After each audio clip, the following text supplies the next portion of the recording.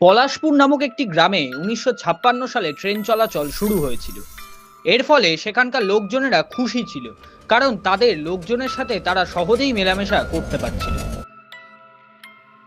হঠাৎ একদিন জানা গেল একটি ট্রেন যেতে যেতে ট্রেন লাইন বদলে যাওয়ার কারণে অন্য ট্রেনের সাথে ধাক্কা খেয়ে দুটি ট্রেনের অ্যাক্সিডেন্ট হয়েছে। তখন থেকে সেই গ্রামের মানুষেরা ট্রেনে যাওয়া বন্ধ করে দেয় এবং ট্রেন লাইন ফাঁকা পড়ে যায়। কোনো লোক যাতায়াত করে না। সেখান দিয়ে রাত্রি হলেই মাঝে মধ্যে শোনা যায় ট্রেনের আওয়াজ, লোকজনের আওয়াজ এবং তাদের চলাফেরার আওয়াজ। গ্রামের লোক এইসব আওয়াজ আর সহ্য করতে পারত না, তাই তারা ট্রেন লাইন ভেঙে দেয়। তবে থেকে আর এইসব আওয়াজ শোনা যায়নি। কিন্তু দেখা গেল কয়েক বছর পর সেই ট্রেন লাইন আবার নিজের থেকেই তৈরি হয়ে গেছে।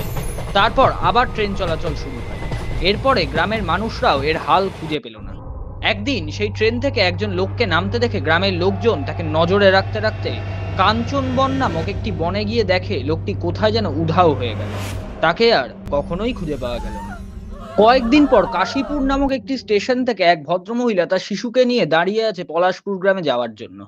দুপুর গড়িয়ে বিকেল হতে চলল, তবু কোনো ট্রেনের হদিশ নেই। হঠাৎ একটু অন্ধকার হতে দেখা গেল একটি ট্রেন সেই স্টেশনে এসে থামল। সেই ট্রেনটিও পলাশপুরেই যাচ্ছিল।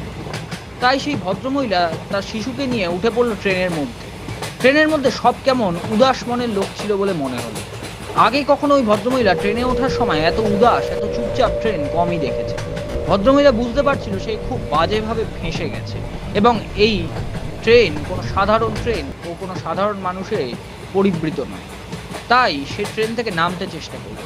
হঠাৎ তার চোখে পড়ল মানুষগুলোর মুখ যেন ক্রমশ ঝাপসা ও ধীরে ধীরে অদৃশ্য হতে শুরু করল। এই দেখে ভদ্রমহিলা ভয় পেয়ে গেল ও সারা রাত নিজে এবং তার সন্তানের প্রাণ রক্ষার্থে অনেক কষ্ট করে সে তার শিশুকে নিয়ে শেষ পর্যন্ত পলাশপুর গ্রামে পৌঁছলো কোনো রকমে। আরও এরকম ভুতুড়ে গল্প শুনতে এক্ষুনি সাবস্ক্রাইব করো ভুতুড়ে অ্যানিমেশনকে। ধন্যবাদ।